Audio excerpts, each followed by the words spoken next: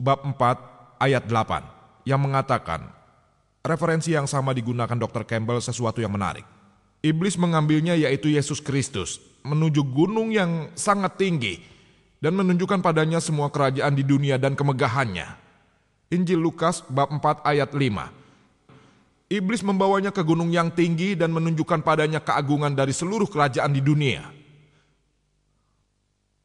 Sekarang, walaupun Anda pergi ke gunung yang tertinggi sekalipun, Mount Everest, dan seandainya Anda memiliki penglihatan yang baik dan dapat melihat sejauh ribuan mil, tapi Anda tidak dapat melihat semua kerajaan yang ada di dunia. Karena sekarang ini kita tahu bahwa bumi itu bulat.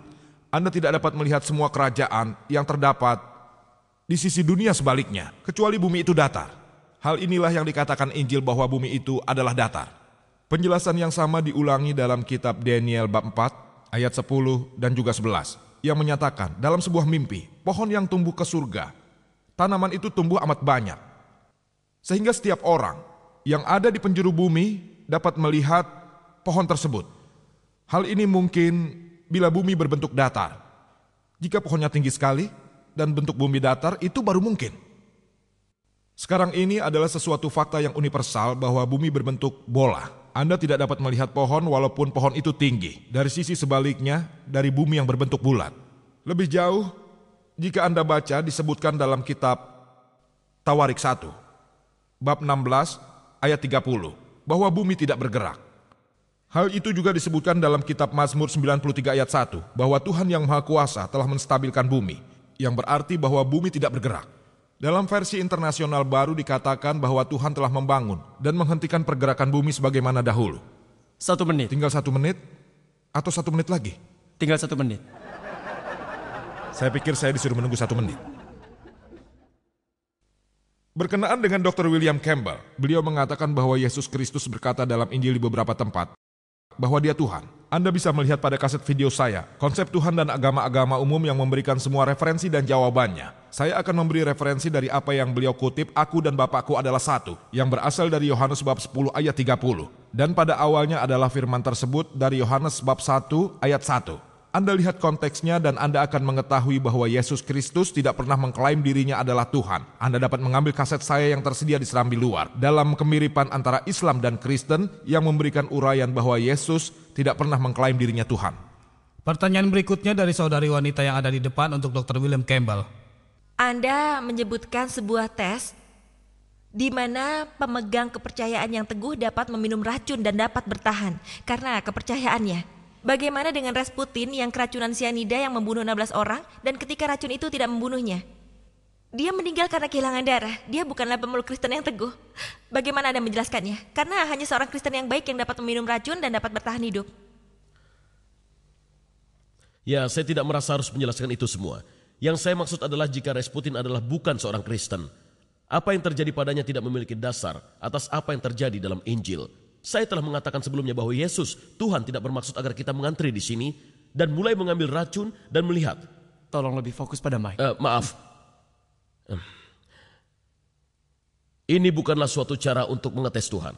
Hal itu diberikan karena Tuhan mengatakan bahwa hal inilah yang akan terjadi. Contohnya adalah Paul, dia pergi ketika terdampar, kemudian saya pikir itu creep. Tapi saya berpikir tentang tempat yang salah dalam pikiran saya dan dia mendarat dan kemudian dia membuang kayu dalam api dan kemudian seekor ular menggigitnya. Tidak terjadi apa-apa pada dirinya. Tapi saat itu dia tidak berniat untuk mengetes Tuhan. Dia mencoba untuk membuang kayu ke dalam api. Hal itu situasi yang berbeda. Jawaban Anda tidak sesuai dengan pertanyaan yang kulontarkan. Mohon tidak berkomentar. Pertanyaan berikutnya dari belakang untuk Dr. Zakir Naik. Maaf sebentar. Silakan. Saya hanya ingin mengatakan tentang lingkaran bumi.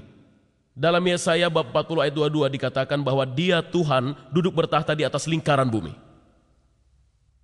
Baiklah saudara. Pertanyaan untuk Dr. Zakir Naik. Dr. Zakir, Anda mengatakan bahwa tidak ada kesalahan dalam Al-Quran. Saya melihat ada lebih dari 20 kesalahan dalam tata bahasa Arab. Dan saya akan mengatakan kepada Anda beberapa di antaranya. Innal ladzina amanu wal ladzina hadu wasabi'un. Dan dikatakan di Al-Baqarah dan Al-Hajj.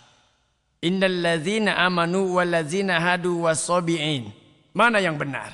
Asobiun atau asobiin. Itu yang pertama. Yang kedua adalah Saudara, Anda mengatakan maaf, hanya satu pertanyaan ini saja. pertanyaan yang sama. Dia mengatakan dalam surat Taha ayat 63. Inna hazani lasahiron. Kesalahan. Inna hazaini lasahiron. Dapatkah Anda menjelaskannya? Dan Saudara, masih banyak lagi kami hanya kesalahan yang mengizinkan ada Anda di untuk situ. pertanyaan pertama. Untuk pertanyaan kedua tidak dapat kami izinkan. Karena kami telah sepakat bahwa hanya ada satu pertanyaan dalam satu kali kesempatan. Baik. Pertanyaan saudara sangat bagus. Saya akan urut dan saya setuju dia telah menyebutkan 20 masalah grammar. Dan buku yang dia rujuk adalah Dr. Abdul Fadi. Benar kan? Apakah Al-Quran itu sempurna? Saya dapat melihatnya, ya. Alhamdulillah, penglihatan saya baik.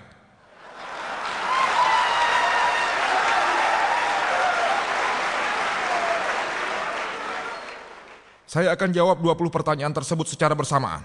Karena saya telah membaca buku tersebut, saya akan menjawab semuanya. Insya Allah. Poin nomor 1, saudara. Poin nomor 1, harus dicatat bahwa semua tata bahasa diambil dari Al-Quran. Al-Quran adalah kitab berbahasa Arab yang termulia, kitab yang bernilai tinggi, kitab literatur tertinggi. Semua tata bahasa Arab diambil dari Al-Quran. Al-Quran adalah buku pedoman tata bahasa. Karena Quran adalah buku pedoman tata bahasa dan semua tata bahasa diambil dari Quran, maka Quran tidak mungkin mengandung kesalahan tata bahasa. Itu poin pertama. Poin yang kedua. Poin kedua. Ini seperti Anda mengambil penggaris dan penggarisnya ada di sini dan Anda katakan ukurannya salah. Sepertinya tidak masuk akal. Itu poin 2. Di tiap suku Arab yang berbeda, tata bahasa selalu berubah. Dr. William Campbell tahu. Tata bahasa selalu berubah. Dan pada beberapa suku Arab ada kata-kata yang bersifat feminim. Kata yang sama bahkan bersifat maskulin di suku yang lain. Kata yang sama pada suku yang berbeda, tata bahasanya berubah. Bahkan gender pun selalu berubah. Maukah Anda mengecek Al-Quran dengan tata bahasa yang salah? Tidak. Dan lebih dari itu, kepandaian Al-Quran sangatlah hebat. Sangat hebat dan jauh lebih unggul. Dan tahukah Anda ada berbagai macam buku di internet? 12 kesalahan tata bahasa, 21 kesalahan tata bahasa. Abdul Fadi 20 kesalahan tata bahasa. Apakah Anda pikir orang Kristen akan mengambil kesalahan ini? Anda tahu siapa yang mengambil? Muslim? Sarjana Muslim seperti Zamak Sarif. Apa yang mereka katakan? Bahwa tata bahasa Al-Quran sangatlah hebat. Yang bertentangan dengan bahasa Arab konvensional. Tata bahasa Al-Quran sangatlah tinggi. Untuk membuktikannya mereka memberikan contoh dan saya akan memberikan beberapa contoh yang akan menjawab 20 pertanyaan tersebut. Mereka memberikan contoh seperti kita baca Al-Quran yang berbunyi, kaum Lut alaihissalam, mereka menolak semua utusan.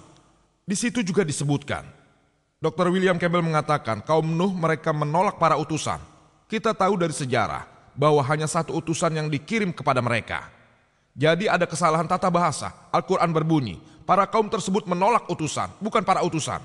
Dengan tata bahasa awam seperti yang saya dan Anda ketahui, hal itu mungkin merupakan suatu kesalahan.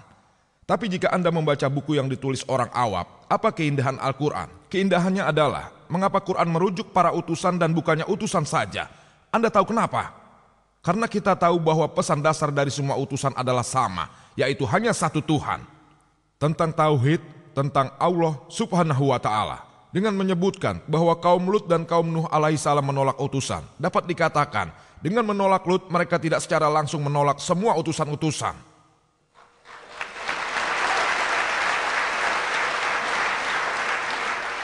Lihatlah keindahannya, alhamdulillah. Anda mungkin berpikir ini suatu kesalahan, ini bukan suatu kesalahan. Orang seperti Anis Soros mengatakan bahwa Al-Quran berbunyi, kun fayakun, be and it is. Seharusnya kun fakana, be and it was. Past tense dalam bahasa Arab adalah kun fakana dan bukan kun fayakun. Namun kun fayakun lebih unggul. Dikatakan bahwa Allah, it was, it is, and can do. Past, present, and future. Terima kasih Dr. Zakir. Silakan pertanyaan yang berikutnya dari saudara yang ada di depan untuk Dr. William Campbell.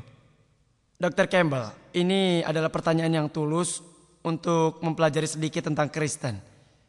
Saya ingin bertanya tentang bahwa kependetaan Yesus hanya selama 3 tahun setelah dia dibaptis oleh Yohanes Sang Pembaptis. Jadi, Yesus adalah orang yang terkuat kedua setelah